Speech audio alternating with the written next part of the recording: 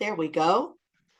So if you want to snap that QR code or screenshot, if you happen to be on and seeing this on a laptop or even on the screen, if you just want to take a quick picture of that, you'll get a copy of the slides in about 24 hours. Just, if you can from here, and if not, just come up to the front. So give us just a minute while we're stacking your QR code. Oh, perfect. Okay. Yeah, either way, just saying whatever works best for you guys. Yeah. You can go there either way. Mm-hmm. And know that you're not going to see the slides in there yet because I'm using them. And also because you're not going to see the replay yet because I'm recording it right now. But give me about till the morning. Actually, it'll probably be about 2 o'clock in the morning. But if you don't want to wait for that, just give it to the morning. Go ahead and go back to the site. Once you log in, you'll be able to access it. And then you can access it afterwards as soon as that's uploaded. Right now, it's just the handout and coming soon that you'll see. Everybody good? Just in case. Thank you. Awesome. Let's go ahead and dive in then and really talk about what we'll focus on today when we talk about making a website design or a website that works for us. First, it has to be goal-oriented. You need to know what your website is doing for you. How are you going to measure success? What needs to happen for it to get you closer to your goal? This is important because a lot of people will create a website just hoping to get more business. And while I'm a huge fan of hope, it is a poor business strategy. So what are you going to do to really make sure the site is doing what you need to do? And is it search friendly? Because we're all using search engines. Yes, Google's the big dog with having 98% of search people who want to know, go, do, or buy going to Google first. But there are other search engines. And if the search engine doesn't see you, when somebody is looking for your product, service, or solution, it cannot deliver you in the search results. And that's also important because do know if you're not found in the first 10 organic search results, so that's it, 10, that's all you've got. People won't look past that. They won't scroll anymore. They'll stop at the 10. And if you don't exist there, then you're not in their visibility unless you owe them money. They'll search you for that, definitely. But other than that, they're not going to search for your business. So how can you be sure to show up in the top 10? Because if you don't, then you don't exist. Is it convenient? You make it easy for people to buy from you. That's our job. As business owners and business people, we need to make it as easy as possible for somebody to buy from us over and over again. Is it organized? The number one reason, 84% of people leave a website because it is disorganized. They're just dropping into what some people use as their junk drawer, which is their homepage, where they just throw everything that they want everybody to see, hoping that there's that hope, hoping that again, they're going to actually get some attention there. And is it trustworthy? Because people are very wary now. They don't want to put any payment information or any contact information, even their email address. They're very guarded about if they don't feel that it's a trustworthy site. So the first part of that is making sure that your website is goal-oriented.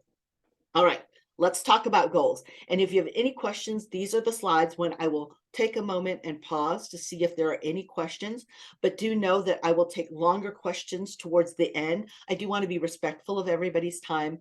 So if it is pretty long or very personal, I'll save that to the end, and I'll actually turn off the recording then too, because I want to preserve your privacy. Okay. So the great website, it's goal oriented. Okay. Any questions over what we covered so far? All right, let's dive in. So what do you want your website to do? What's the purpose of your website? You need to answer that yourself because this is your job as a small business owner. Do you want it to build your brand? Are you trying to elevate that you're an expert at what you do? Because it's very important for people to see that you're an expert. It doesn't matter what our budget is. We always want somebody who's good at what they do. Is it meant to generate leads? So it's supposed to help us in being able to grow our business to look for great prospective customers or clients? Do we actually make sales on the site? So are we there having an e-commerce based site? Is it to re-engage customers that we actually have worked with, but now we want to stay in relationship with them because we know the value of keeping a customer who already knows, likes, and trusts us, that's so much cheaper than trying to get a new customer. And a lot of people think when you've done business with a customer, that's the end of the relationship, and it's just a beginning, because this is somebody who knows, likes, and trusts you. It takes you much less to keep them loyal and keep them engaged, and even to tap into their referral sphere, their contact sphere of people who know, like, and trust them, who will take a recommendation, and you actually can borrow from their credibility in being able to come in higher at a much higher trust level to be able to do business with them. Is it to attract employees? Or is it to provide support? We saw a lot of that in 2020. You know, people, even plumbers, were showing how you could detach different washers and such, doing videos that were showing up on their website to make it easy and to show that they truly are trusted advisors to the people who do business with them. So for you, who is your audience? I talked about the goal, that's number one. And I really want you to think about what you're adding to your to-do list after our time here together today, because it does need to be an investment. Your time is more valuable than money. And how are you going to use this to get to your goal and make your website work for you? Number one is you have to know what the goal is. If you don't do that, I can tell you, you will waste a lot of time, energy, and money trying to figure that out along the way, trying to put band-aids and little silver bullets in to think that those are going to help you. If without the foundation, it's not going to help. It's all built on shifting sand if you do that. Number two is, who's your audience? Yes, I've sat across from thousands of small business owners who have told me, but Maria, it's anybody who can fog a mirror is my great audience, my great client. And that is code for, I have no idea who I serve. I hope that you will help me figure that out. If you don't know who you serve, if your messaging on your site or your socials or your email marketing is targeted towards anybody, everybody, and somebody, you'll get their second cousin, nobody. It's too much. It's too big. And we don't have those kind of dollars or time to try to reach everybody in the world. We have to be very focused and smart and really succinct in our messaging so that when people see it, the target audience that we need, that gives us the most pleasure and profit, when they see what we write and put on our site, they think, oh my gosh, they get me. This is who I need to work with. Everybody else is gravy. If you had 100 people that were customers that gave you the most pleasure and profit, we have all, if you've been in business anytime, worked with somebody who may have spent a lot of money, but boy, it was a lot of work. And at the end of the day, you wondered if you made a couple of bucks because you kept having to resell with them, work with them, give them more service than they really actually even paid for. There's also some people who are wonderful. They're amazing, but they're good for it. They'll pay you back in coffee or to pick your brain, and you'll never get a payment for them. Those are not the customers that give you the most pleasure and profit. You're looking for somebody who can be both. Target that audience. Everybody else is gravy. So think about that. In front of you is a list of who fits that mold. Who is that best customer that all day long you could service anybody like them? Then you do need to look at your goals. This is an acronym that I actually test all goals around, and that is SMART: specific, measurable, attainable, relevant, and timely. That's really important for you to have, because if you don't have that, that really does lengthen the amount of time it takes you to be profitable with your website. So you need to know what specifically your goal is. Not, Maria, I would like to make more money. Well, great. When you're 99 years old and you get one more penny, now you've made more money. Let's be specific. Is it measurable? Maria, I just want people to see my site. But what does see your site look like? If my grandma or my son sees your site, that's more people. So is there something that you're actually measuring? What does that more look like, sound like, and feel like? Is it attainable? Well, Maria, I made $1,000 last year, and this year I'm going to make $1 million. That's wonderful. I hope you do. What is it that you are doing differently this year than last year to make up all that difference? Because I would love for you to make it, but trying to do the same thing the same way and expecting different results, that's insanity. That's the definition of insanity. And I do want you to have big, hairy, audacious goals. Yes, have those wonderful goals, but let's make them realistic. So even if we miss them, we're still coming in realistically somewhere close. And now we can start adjusting and measuring from our own data, our analytics, our insights. Is it relevant? Maria, I want 100 people to like my Facebook post. That's wonderful. Now, what does that do for your business? Because a lot of times people will measure what's known as vanity metrics. 100 likes, that makes me feel so good and I feel like I'm relevant. But how does that actually measure for your business? How is that relevant? Now, if you can tell me, you know what, Maria, I know socials are, that's rented land, that's somebody else's property. And sometimes you can have this really strange rep there or somebody who actually unpublishes the site because they think I did something wrong when I didn't, or I could lose connection, or they're down for a couple of days. And now I don't have connection with my contacts that are there. And it's so important because I have no other way to connect with them. So my strategy is, if I get 100 likes, then I know of 100 likes, I can entice about 20 people to come to my website and visit from that, because I put a call to action, come over here. And then of those, half of them, 10, will stay connected and give me their email address because they don't want to lose track of us and our connection. Now you have something that's relevant, because for every 100, you're going to get 10 emails from there. If you can do that all day long, now you have another way to connect with people if socials go down. And is it time bound? Remember what I said about 1 cent when I'm 99 years old? Well, maybe I want to make more money that looks like maybe $10,000 more by the end of Q1, which would be March 31st, 2023. Okay, so now it's very time bound. So you can see that here, and you need that for your website too. One of the things that I help people with in their website is to look at, okay, we look at your website, people are coming to visit it, but they are going through the cart, they're putting things in the cart, now they're about to check out. The only thing they need to do is put their payment information, and 70% are not doing that, they're leaving. So just imagine if you can get more of that 70% instead, and just have only 40% not check out, the rest do. Now you've made a 30% difference. That's money. That is actual money. So are you actually measuring and looking at that? Because if you're not measuring, you're not marketing. $1 or 1 minute spent that's not lifting the bottom line or getting you closer to your goal is $1 or 1 minute spent too much. So how are you going to measure it? Are you going to be tracking sales? Maybe you're getting people to fill out contact forms. Is it the phone calls that you're getting? Is it how active people are on the site? Are you watching your site and taking a look and see how people interact and consume information with your site? Because it's up to us to be experts in our customers. Now, Google Analytics is 100% free tool. Understand, everything that I'm talking about today is 100% free, but a lot of people do not know they have access to this. So they will go out and buy another service that costs them money, or they think they'll need to pay somebody for this. This is 100% free. All you need is a free personal Gmail or a free personal Google account. You don't even need the paid workspace account. Now, if you have an email address, you don't have to get a Gmail account. I'm just letting you know, if you have a Gmail account, you're good. You have a free Google account already. But if not, you can set up a free Google account, and you actually have hundreds of different tools that for free can help you in growing your business. This one actually lets you know how your best customer, or how your customers, consume your information. Just imagine that. If we were in an actual physical store, let's say I was in a boutique store, or maybe even a grocery store, and people came in and they were shopping all day long in the morning, and they came in and they went to aisle 1 and aisle 3, and then they left.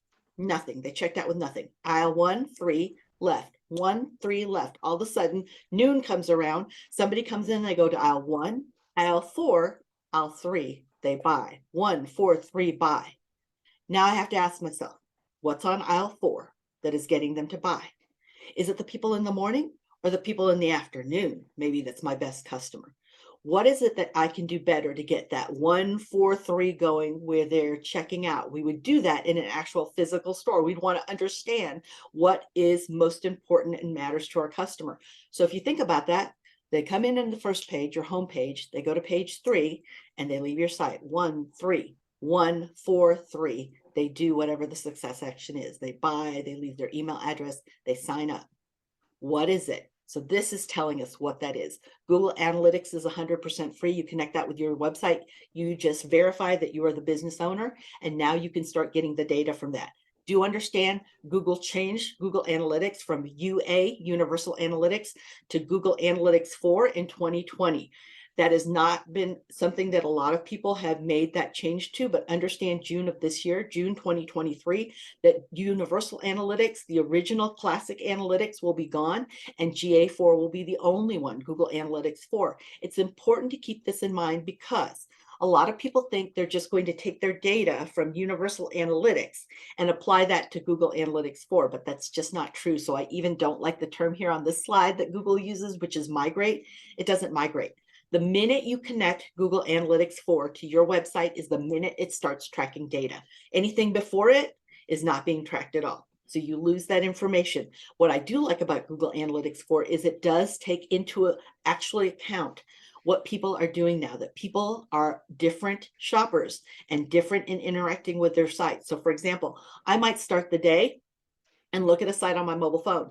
Then maybe when I get to the office or get somewhere I need to be, I'm at the airport and I'm getting on my laptop, still looking at that same site and shopping it.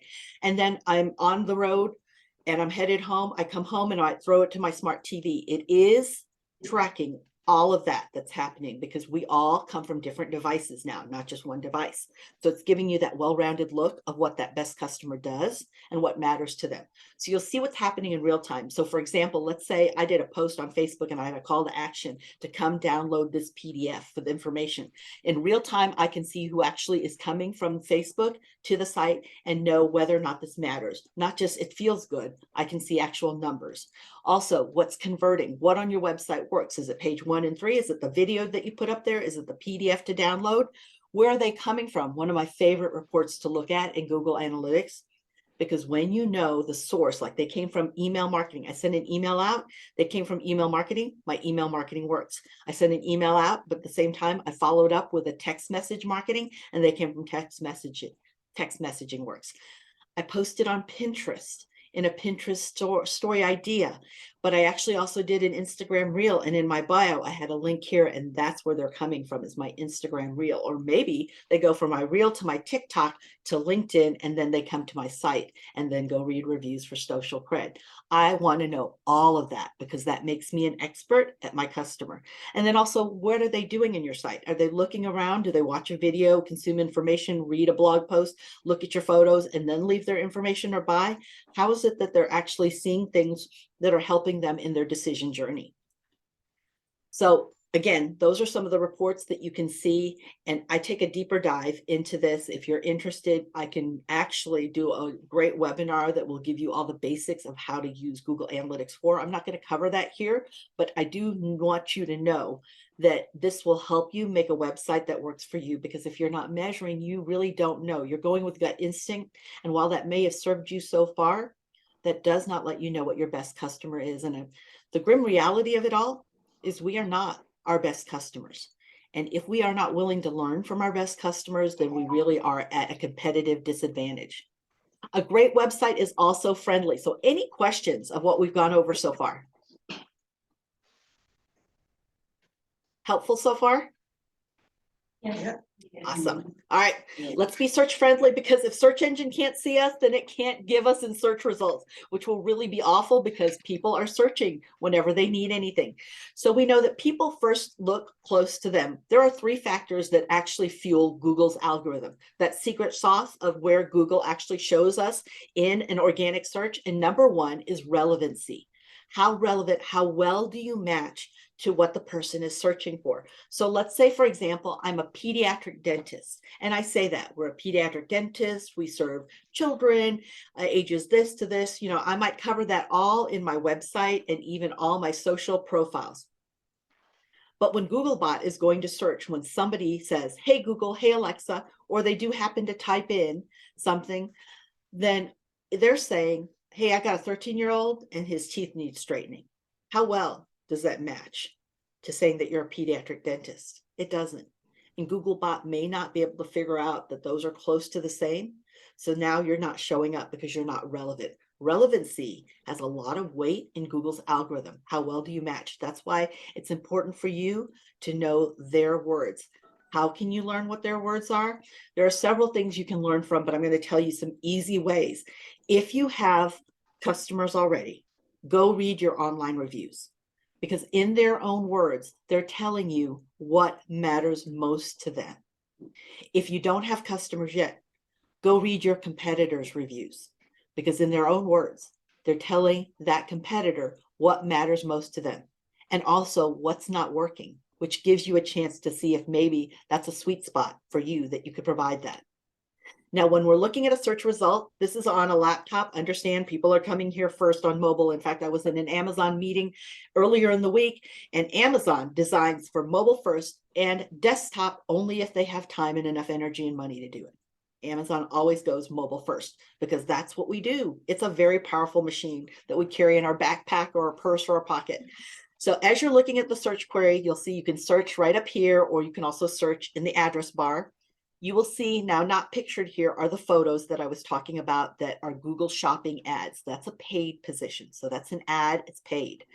This first text result is also a paid position. After that, there are 10 organic search results. You cannot pay for those. You have to earn it. And you do not have a chance at all to show up here if your site is not mobile responsive. Doesn't matter all the great search engine optimization SEO that you do. If your site is not mobile responsive, it will not show up in the first 10 search results. You're penalized for that. The second thing you're penalized is if your website's not secure. If you do not have the HTTPS on your website URL, your website address, you will also be penalized, and there's nothing that you can do to show up in the first 10 searches of an organic search. You'll also see hanging over here to the right, very prime visual real estate is your Google business profile. In 2022, this changed from Google My Business to Google Business Profile. Some people know it as GMB. Some know it as a Google listing, which is not the correct name for it, but they call it that. And it does have a lot of good visual real estate here, capturing a lot of attention. It shows up high in search and in maps. And understand, this is 100% free. You control what Google sees about you and says about you on search and maps if you claim and verify that you are the business owner. So you can do this too. Even if you're a home-based business, you can do this. So do look at that as one of the tools that you want to use, because I am very much in favor for if all those 10 search results, as every single one of them is about you. So it's your website. Maybe it's a link to a blog that you did. Maybe it's your LinkedIn company profile. And now it's another site, another blog post that you did, or a product or a photo that you did. And then also your Google business profile. If it's all about you, then that really elevates you as an expert at what you do. And truly, I would rather have more horses in the race for visibility than anything else, because they don't take away from each other. In fact, it elevates where you're at when people find just you as the expert at what you do. Number one, you heard me talk about mobile responsiveness. This is really important. Your website needs to load on a mobile device in 4 seconds or less. Now, I stopped a moment because that's an old stat. That's about 2 years old. It's really changed, but I'm going to give you the stat that's official. It's in 4 seconds or less. If it takes your site longer to load than 4 seconds, you will lose over half, 53% of your traffic. So you could be posting, doing email marketing, you're really working socials, giving calls to action. People are coming to your site, and if it takes longer than 4 seconds, you will lose over half. And for every second over that, you will lose another 10%. But I said that's an old stat, right? 2020 changed everything. I mean, think about it. How many of us were doing video calls before 2020? I used to ask people to go to video calls, and they looked at me like, what is that? Now we're all Zoom experts, right? So as you look at this, what the actual stats are now is if you have a website that helps elevate your brand, so it's basically informational, a blog, website about us, that's it. There's nothing that they can buy there. They might be able to download some things, maybe watch a couple of videos. It needs to load in 1.2 seconds. 1.2, or people will just scroll on to the next competitor. There's plenty of them.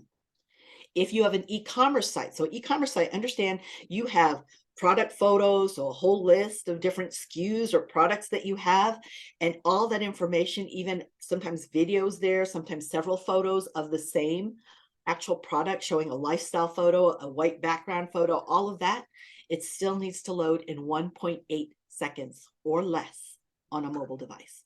Now, I work with a lot of people in Shopify, and some of the most beautiful Shopify backgrounds. And just so that you know, Shopify is what's known as a content management system, CMS. It's a great way to go online quickly with tools that are already built in to maximize your visual presence and your online presence.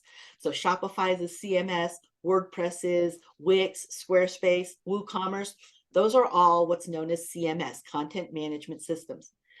And there are some beautiful backgrounds in Shopify. I love them, but understand that some of the backgrounds, the themes in a Shopify store will take 3.8 seconds to load. just the theme, let alone any products or information and text that you've put in there. So keep that in mind too. 1.8 seconds for a e-commerce store, 1.2 for a regular branded website with information on it. So, whoops. It also has to be useful content, okay? Understand that it can't just be gibberish or keywords. Google's gotten very, very savvy about that. In fact, last November is when it came through and did another sweep with helpful content. And a lot of people are seeing themselves lose the ability to show up in the first 10 searches. So look and see, is your content original and does it help that best customer that gives you the most pleasure and profit? And then text links, you need to look and make sure text links are not so close to each other. We have big old fat fingers. And if somebody has to tap and try to get to the right link, the experience that they're having is terrible and they'll leave your site and blame you, not their big old finger, okay?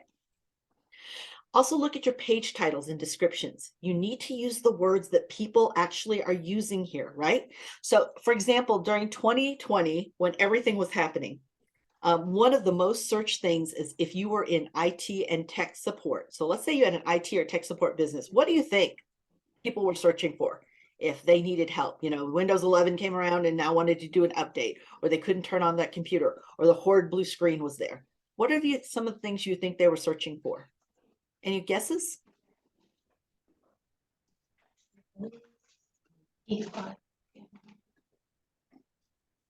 Sorry, I didn't hear that one. I heard somebody talk, but I didn't hear clearly what it was. Hold on. Say that again. The Geek Squad. Geek Squad. Absolutely. Geek Squad. Anything else?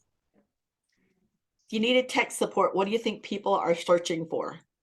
Fix computer. Sorry? Fix computer. Fix your computer? Or my parents actually used tech support because they think I am tech support when I drive up, even though I know nothing about tech. Just because I wear a Google t-shirt doesn't mean I do. So let me tell you what the #1 search, it's actually a phrase in 2020 was. I hate my computer. I hate my computer. So if you're a tech support company, if you were the Geek Squad, people were not finding you that way. What they were doing is they were saying, I hate my computer. What do I do? So what people and companies started to do, especially the tech support servicing companies that had service agents, they started putting in their titles and descriptions. Did you wake up this morning saying, I hate my computer and want to throw it out the window? Why did they do that? Because they're matching what people are saying. Hey, Google, hey, Alexa, I hate my computer. What can I do? All right, so know that you do need to match. A lot of times we think how people search, we think we know, but truly listen to them because it's good to hear exactly what words they use. That will help you be more relevant in search. Also, information architecture is very important. How you lay out your website is keenly important because it needs to be easy for people to find what they're looking for and also to be able to buy from you. And then, of course, it has to be good on all browsers and all devices because not everybody's on Google Chrome. They might be on Firefox or Microsoft Edge. They could be shopping and looking in Bing. You just don't know what they're using. They could be on a tablet, on a different mobile phone. So a lot of times I hear people think that Google is the World Wide Web, and we are not. Google is the biggest library of the World Wide Web. So if you think back in the day when you go to the library, and I'm going to date myself, but you go to the card catalog, you'd look up a subject or topic, you'd find out exactly how it's cataloged, usually by the Dewey Decimal System. You'd go out to the stacks and look for it. Well, Googlebot's doing the same thing. It's going out when somebody's looking for things.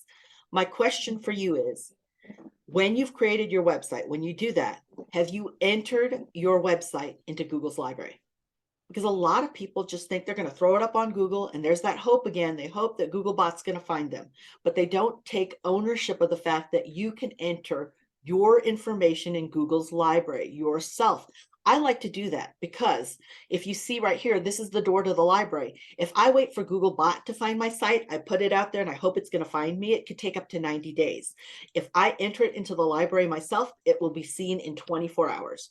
So that's the big difference between cash flow for a small business and being visible when people are ready to know, go, do, or buy. So as we look at this, what Google Search Console does, you confirm that. Now, if you confirm that you're the owner. So what happens is if you already have analytics connected, then Google Analytics tells Google Search Console, your information's already good. We've already confirmed it through analytics. So it instantly will approve you. It will confirm that you're the owner. That's normally where I like to start when I'm talking to businesses, is say, set up your analytics first, because once you do that, then now you can connect to Google Business Profile, also Google Search Console, Google Merchant Center, YouTube, because YouTube is actually owned by Google. It's the #2 search engine in the world and the #2 social network as well. So it does both. But you connect Google Ads, all of these together then confirms to Google. Each ping is a confirmation to the algorithm that you're a real business, your information is correct. And therefore, now you can show up higher because Google's the #1 search engine, because the information people are finding is correct. The only way we can get correct information is from you, the business owners. So the more you confirm and connect all these free tools, everything that I listed was free, you can connect these, it elevates where you actually show up in search. But the big one here is making sure that you've entered your site into Google's library. You can do that by here. You can add your website property. Remember, if you've got Google Analytics already open, it's connecting and it's confirming it already. And I put this here because a lot of people will ask me, where's the replay? Again, if you didn't see that earlier, you might want to snap that. But I think everybody's gotten this, right? No. So for now, here, wait, give us a minute. Okay, I won't move, I won't move. Okay, anybody who wants to back here, up there, I will email it to you tomorrow just to be safe, but Thank anybody who you. wants to do it now, go for it.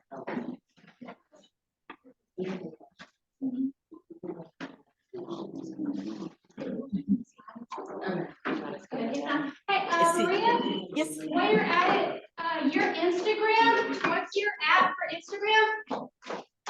Can you hear?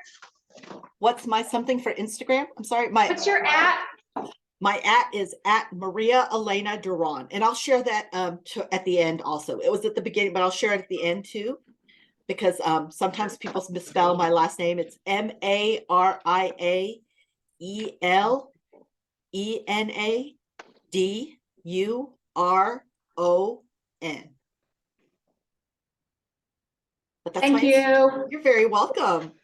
All right. Any questions before, because we talked about being search friendly. Now we're going to talk about our website Have any content. questions? I feel like questions are important, and I know I you have a will, but question. ask.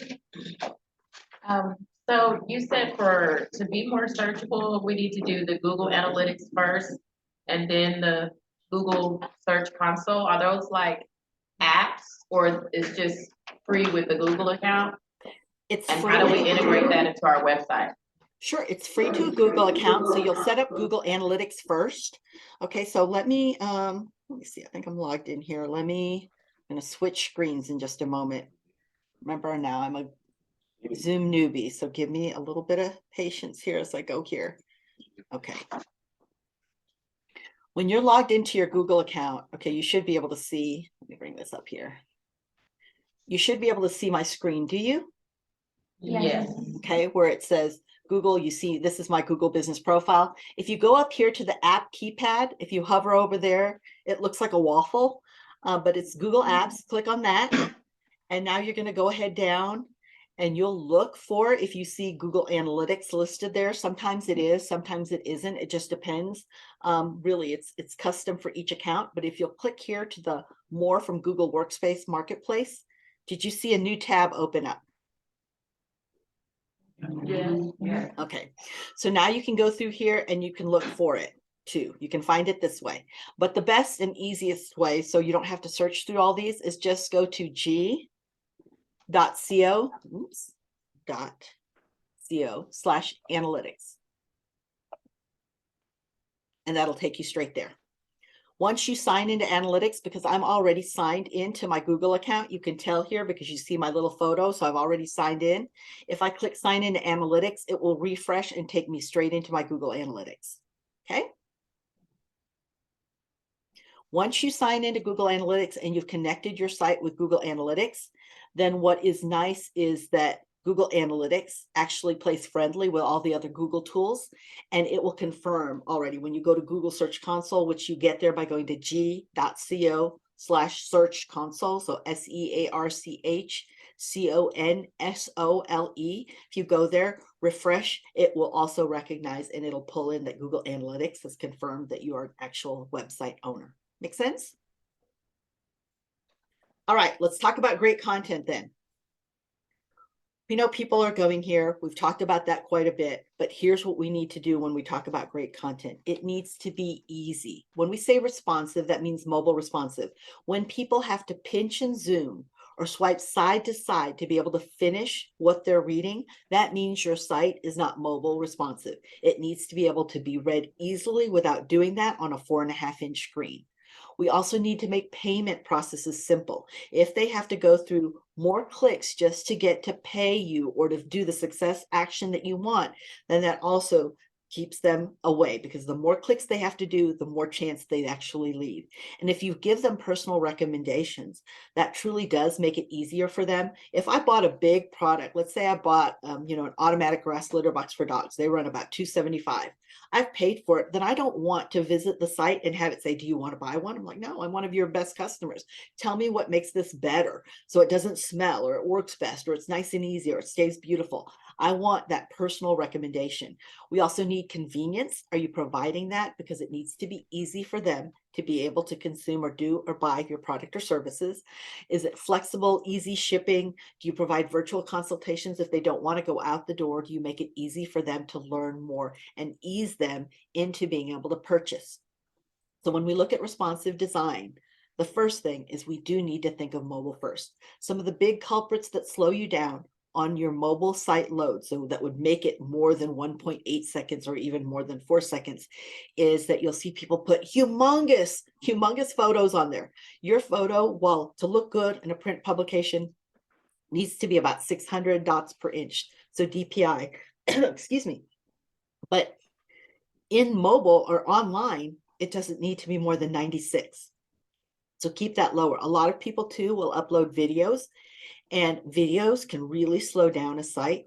I like to use videos and actually host them on YouTube, because when I host them on YouTube, I'm using 2 search engines, Google search and YouTube. They're both search engines.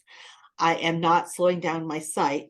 Now, yes, you do get that dreaded recommended afterwards, right? That happens sometimes with YouTube videos, and you may not want that on your site because you don't want them recommending a competitor.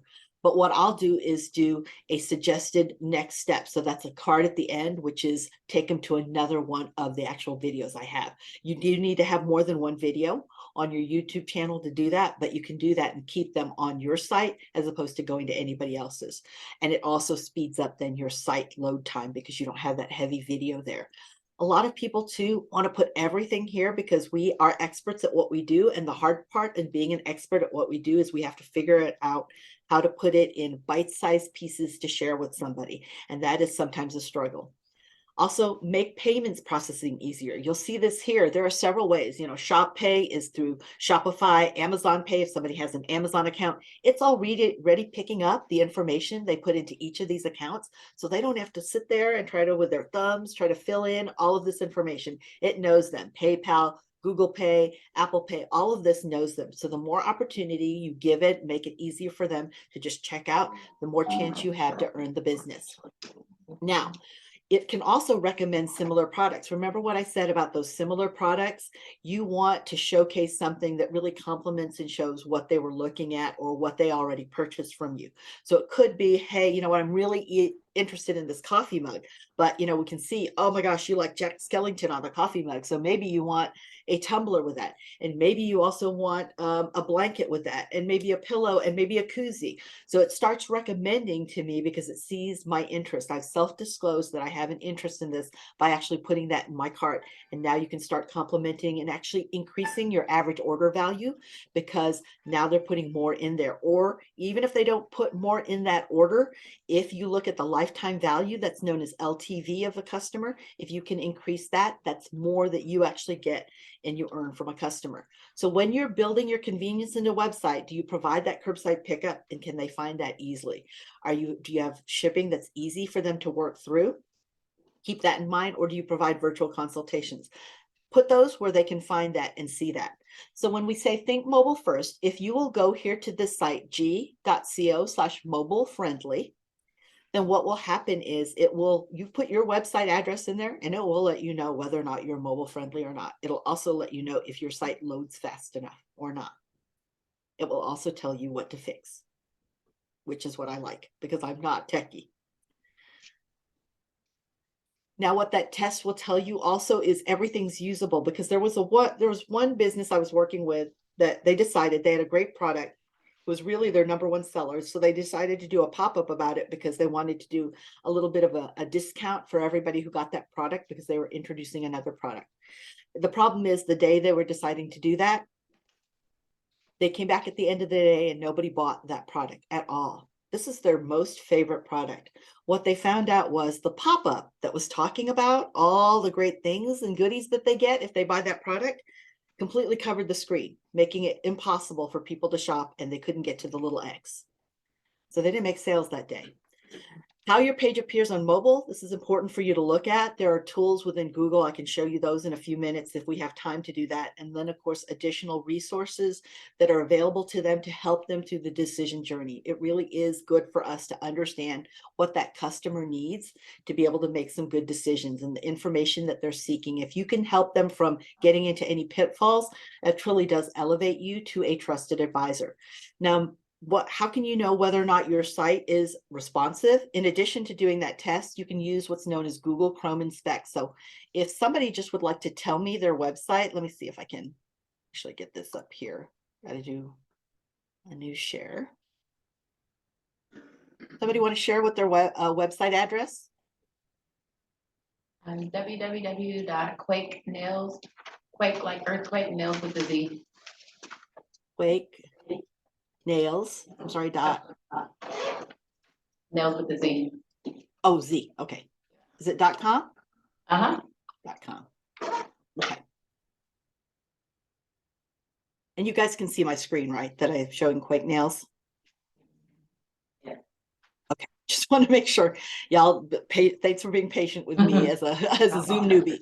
So if you right click here, you have to be in a Google Chrome. Okay, let me make this a little bit bigger.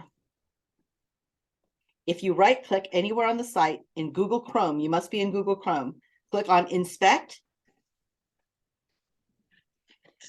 You will see that now it actually shows you what it looks like on an iPhone 12 or maybe on a Surface Pro. God, that's bad.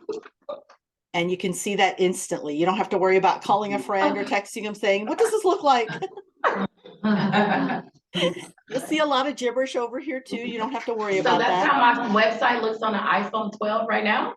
This is a Surface Pro. So that's the way it looks on a Surface Pro. On an iPhone 12, it looks like, oh, it does on an iPhone 12. So you see, we have to swipe side to side to be able to see it. This is what it looks like. So it's not being mobile responsive.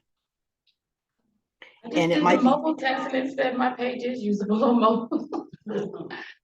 It is usable, but not easy. It's not easy because it does come up, but it's not easy for people to look at it. So you might want to take a good look and see what you need to change. It might be a setting. I always like update it using a desktop or a laptop. I never use the mobile version, so I need to fix that. So remember, that's what you do. You go to take that off again. Let me close this out. Remember, you're going to go to your site, right click, drop all the way down here to inspect, and you do have to be in Chrome to do all this, okay? So you do have to be in Chrome, and now you can change the elements here, right here at the corner. You can see the different devices, and you can choose any of these devices. Okay? All right. You're very welcome. Because I didn't ever know that. All right. I think you should still see that bonus tip about the Chrome inspector there. Yes. All right. Go ahead and go then to a great website is organized. All right. Organization is very important. This is why most people will leave a website, because they can't find anything. So when we talk about organization on your website, we're talking about the IA, the information architecture. How do you structure it? You've got your home page. By default, most websites have our team, shop, contact, but then you can even have products. And instead of people having to scroll about pages and pages of product, you might want to separate that out by saying this is where you can find gift cards or hot sauce. The thing is, when you organize your website, put the most important things up front above the scroll. The minute somebody has to swipe or scroll on a desktop or laptop, that's the chance you can lose them. Back in the day with the newspaper, we talked about that above the fold. When you have a folded newspaper on a coffee table, the thing at the very top that's the most interesting needs to be above the fold. You need to do that same here and make it easy for people to navigate.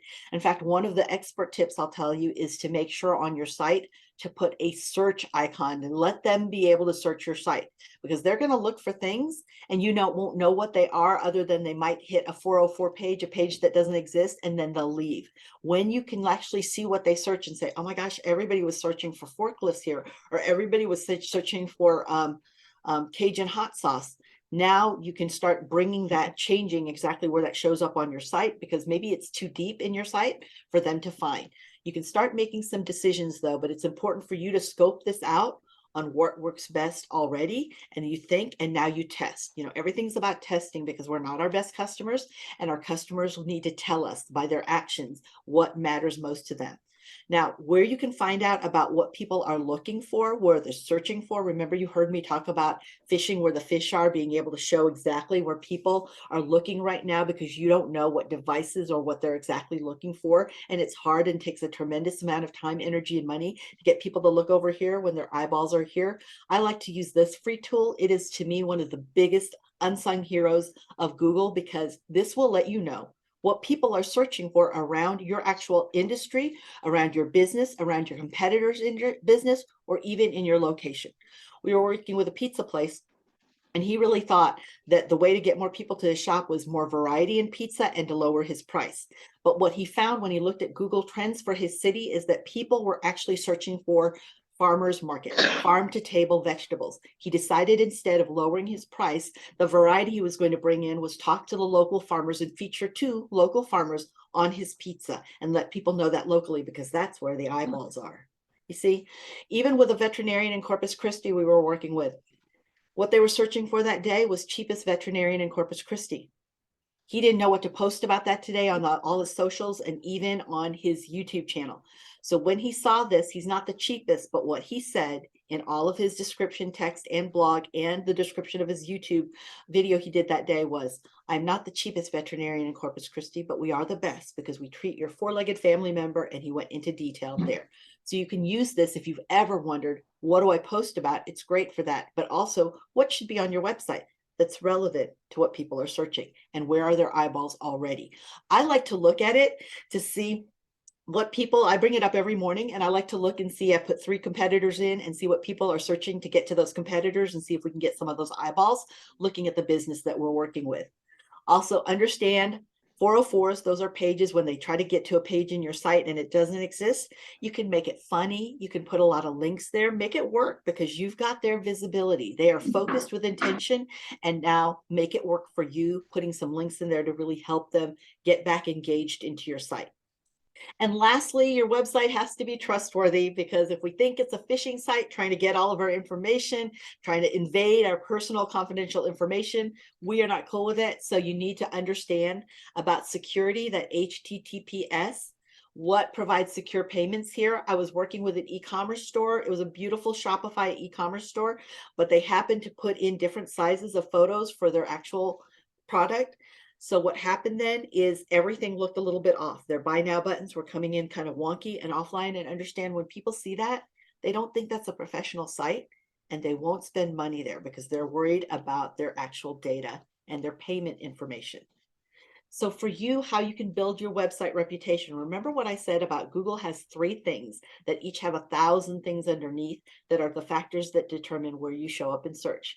Number 1 is relevancy, how relevant.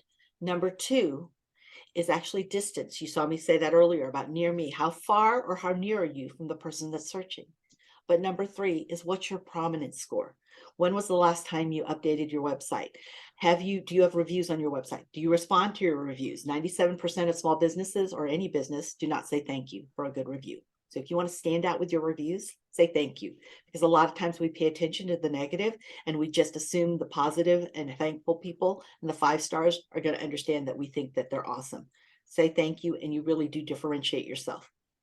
You can also show your business reviews and your ratings and your contact info. This is really important. Know that if you're going to open up, you want to share your website and have an Instagram shop, TikTok shop, So you want to be an Instagram marketplace or the TikTok shop, you actually, and Pinterest too, you have to have your contact info or they will not approve you to share your shop there too.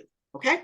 Now, I know we're at the top of the hour, but I do want to stop here for a moment and really slow down to find out what it is that you're going to apply, because knowledge is not powerful until it's applied. This is great information. You've spent 60 minutes of your day with me, but until you decide to put something on your to-do list that you're going to take action on, it's a waste. So what is it that you're going to do? I would love to hear, but just write it down for yourself, because I know we get 12,600 messages in any day. You're going to walk out and you're going to get a ping on text. Maybe there's a message already for you there. You're going to get distracted and know that you saw and learned a lot of things here, but what will you actually apply first?